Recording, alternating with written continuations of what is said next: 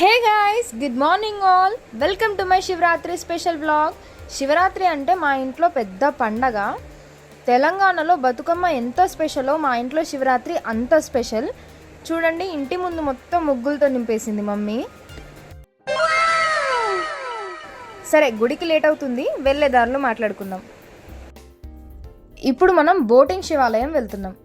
Boating శివాలయం ఏంటి అనుకుంటున్నారా? బోటింగ్ శివాలయం అంటే మన మిర్యాలగూడలో ఉన్న ఉమామహేశ్వర స్వామి దేవాలయం. మోస్ట్లీ ఆ గుడిని అందరూ బోటింగ్ శివాలయం అనే అంటారు. ఎందుకంటే అక్కడ ఒక చెరువు ఉంటుంది, ఆ చెరువులో బోటింగ్ ఉంటుంది అనమాట. ఇంకా పార్క్ కూడా ఉంటుంది పక్కనే. మేము చిన్నగా ఉన్నప్పుడు ఎవ్రీ సండే బోటింగ్కి వెళ్ళే వాళ్ళం. మంచిగా అక్కడ సైక్లింగ్ బోటు, స్టీమర్ ఎక్కి మస్తు ఎంజాయ్ చేసేది. కొన్ని ఇయర్స్ తర్వాత అక్కడ శివాలయం కట్టిర్రు. ఆ గుడిలో ఉన్న శివలింగం ఆ చెరువులో కొట్టుకొచ్చింది, అందుకే గుడి కట్టారు అని కొంతమంది అంటారు. ఇంకొంతమంది ఏమో ఆల్రెడీ అక్కడ శివలింగం ఉండేది కానీ ఎవరు గమనించలేదు, చూశాక గుడి కట్టడం జరిగింది అని ఇంకొంతమంది అంటారు. ఇందులో ఏది కరెక్ట్ అని నాకు కూడా సరిగ్గా తెలీదు. మీలో ఎవరికైనా ఆ గుడి స్టోరీ తెలిస్తే కామెంట్స్లో చెప్పండి. ఇప్పుడు గుడిని చాలా డెవలప్ చేశారు. ఎంతలా అంటే మొత్తం మిర్యాలగూడలో ఇది one of the famous and attractive ప్లేస్గా మారింది. శివరాత్రి జాగారంకి సగం మిర్యాలగూడ ఇక్కడే ఉంటుంది. ట్రాఫిక్ కంట్రోల్ చేయడానికి గేట్స్ వేసేసి పోలీసులు కూడా కూర్చుంటారు.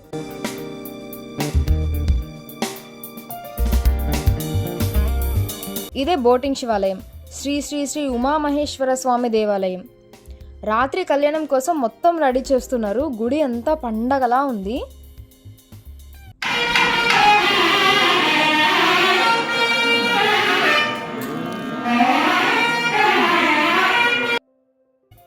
మొత్తానికి మంచిగా దర్శనం అయితే అయిపోయింది. మీకు గుడి మొత్తం చూపించలేదు, ఎందుకంటే జనాలు హడావుడి చాలా ఉండే. కానీ ఖచ్చితంగా ఈ గుడి మీద ఒక మంచి వీడియో చేస్తా, మొత్తం గుడి అంతా మంచిగా చూపిస్తా. ఇక ఇంటికి వెళ్ళిపోవడమే. మీలో ఎంతమంది ఉపవాసం జాగారం ఉన్నారు? ఉన్నవాళ్ళు ఓం నమః శివాయ అని కామెంట్ చేయండి. ఇంకా పండగ అంటే ఇంటి ముందు తోరణాలు, ఇంట్లో పూజలు చాలా కామన్.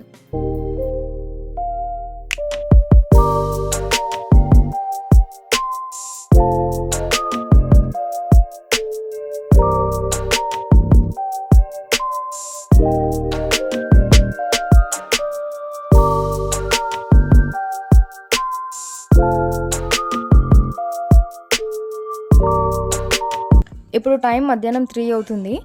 ఉపవాసం ఉన్న వాళ్ళు పాలు ఇంకా ఫ్రూట్స్ మాత్రమే తీసుకోవాలి. ఈ ఉపవాసం ఇంకా జాగారం వెనుక పురాణాల్లో ఒక కథ ఉంది. అంతేకాదు సైంటిఫిక్గా కూడా మన హెల్త్కి చాలా మంచిదంట. ఉపవాసం గురించి, జాగారం గురించి, శివపార్వతుల కథ, వాళ్ళ కళ్యాణం, ఇంకా పెళ్లి తంతుల గురించి, అన్నిటి గురించి నేను పార్ట్ 2లో మీకు క్లియర్గా చెప్తా. డోంట్ మిస్ ఇట్, చాలా ఇన్ఫర్మేషన్ ఉంటుంది.